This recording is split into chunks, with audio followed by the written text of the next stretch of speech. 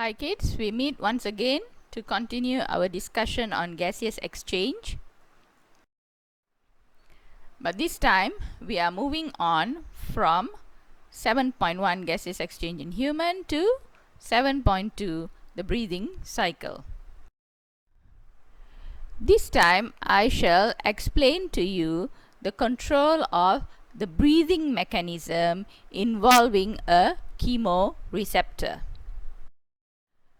Before I go into the theory, let's do a little activity like this little girl here, that is, try holding your breath for as long as you can. Time yourself. So how long could you hold your breath? Maybe some of you are still holding your breath. Anyway, normal human being can actually hold their breath from between 30 to 90 seconds. Okay, so if you are less than 30, okay, then you are a bit abnormal. And if you are more than 90, looks like you're superhuman. But did you notice that at the final stages, just before you give up, you have this terrible urge to want to breathe? And that is what I'm going to explain to you. What is telling us that we must start breathing? Our ability to inhale and exhale is actually controlled and regulated by an autonomic system in our body. This system involves detection of a stimulus by a receptor and then passing that information to the control center, and then the control center deciding what to do and informing the effector to carry out a response. Now in semester 2, we will be studying many of these autonomic processes, and all these autonomic processes are controlled and regulated by the same format. Meaning that for all those chapters, you must make sure you know what are the stimulus, what are the receptors that detect the stimulus, which part of our body is the control center, and what are the effectors that will help carry out the necessary response. So for example, when you were trying to hold your breath just now, the stimulus would have been the increasing partial pressure of carbon dioxide in your system. The receptor is, as the syllabus said, the chemoreceptor.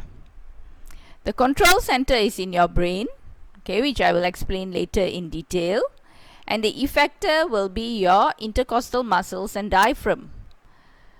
So then when your brain tells your intercostal muscle and diaphragm to contract and relax accordingly, the response will be for you to inhale and exhale. So let me go into the details next. I start first with examples of the stimulus. Okay, stimulus will be any change in partial pressure of carbon dioxide. Okay, and we know carbon dioxide is naturally connected to pH. So any change of pH also can be a stimulus. And we also know pH is controlled by the amount of hydrogen ions present. So the stimulus can be change in hydrogen ion concentration. And also we find partial pressure of oxygen. However, the partial pressure of oxygen is only a stimulus in the case of people who are mountain climbing. Okay, but for normal people like us carrying out everyday activities, the stimulus are only carbon dioxide, pH, and hydrogen ions. Okay, now the changes here will be present either in our blood or in what is known as the cerebrospinal fluid. So you can see in this diagram, this blue color, okay, this is the position of the cerebrospinal fluid. Next, I introduce to you the receptor. The receptors here, okay, are called chemoreceptors. So chemo here referring to chemical. So what chemoreceptors do is that they detect the change in partial pressure of carbon dioxide, which is a chemical, change in pH, which is also considered a chemical, and change in hydrogen ion concentration, which is also a chemical. So that is why the receptor is called a chemoreceptor. Now earlier when I was telling you about stimulus, I mentioned that the changes can occur either in the blood plasma or in the cerebrospinal fluid. So to detect the change in the blood plasma, there is a chemoreceptor known as the peripheral chemoreceptor. And to detect changes in the cerebrospinal fluid, the chemoreceptor is called the central chemoreceptor. So you must be alert to see where is the location of the change. If in the blood, then you must talk about the peripheral chemoreceptor. If in the brain, at the cerebrospinal fluid, then you have to talk about the central chemoreceptor. Now let's look at the details of both chemoreceptors. Starting with the peripheral chemoreceptors. The peripheral chemoreceptors measure changes in chemicals of the blood. Okay, they are located at the aorta, called the aortic body. So what it does is it measures the partial pressure of carbon dioxide of the blood that is traveling throughout the body. The second one, the carotid body, located up here, okay, at the carotid artery. Carotid artery are actually branches from the aorta. But the carotid body, what it does is it measures changes in the blood that is going to the brain. So that's why peripheral chemoreceptors specifically measure changes in the blood. Central chemoreceptor is in the brain. It is located at the medulla oblongata. So what it does is it will measure the changes in the liquid around the brain, that is the cerebrospinal fluid. So now you know what's the stimulus, you know what's the receptor. We move to the control center. The control center is also medulla oblongata. So medulla oblongata, you see, has two roles.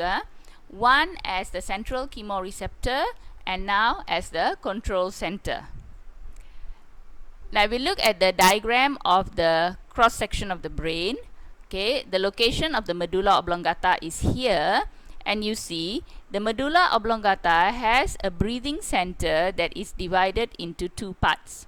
One is the expiratory center, the other is the inspiratory center.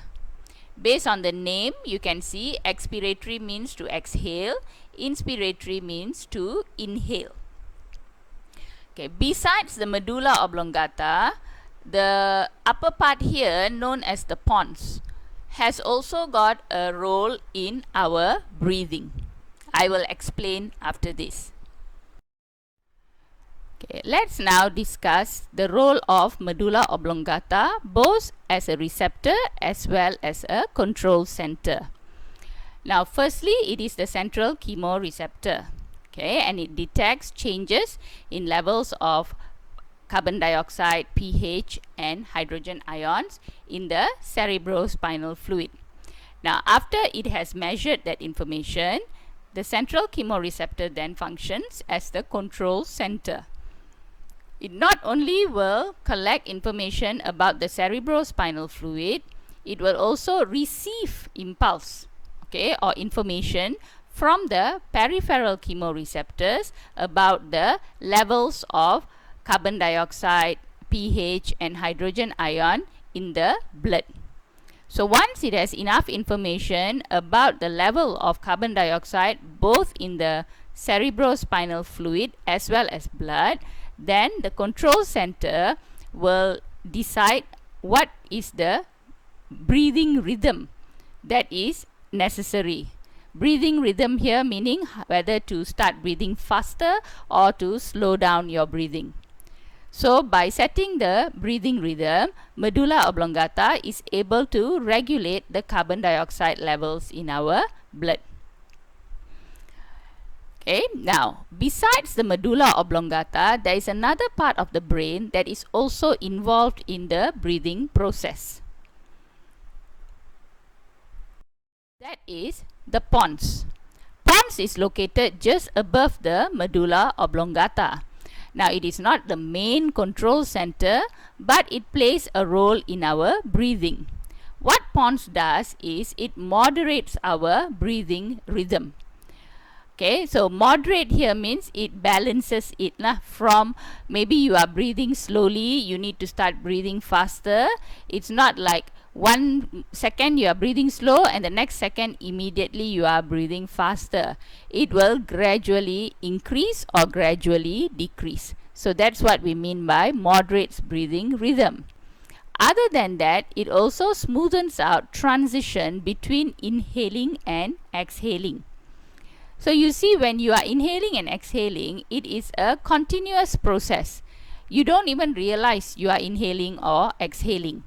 So for you to be able to switch so smoothly from one process to another process, pons is actually helping. Okay, it's not like you inhale, then you have to stop for a while, then you have to think, oh, okay, next I have to exhale. It's an automatic process. So that is the role of pons.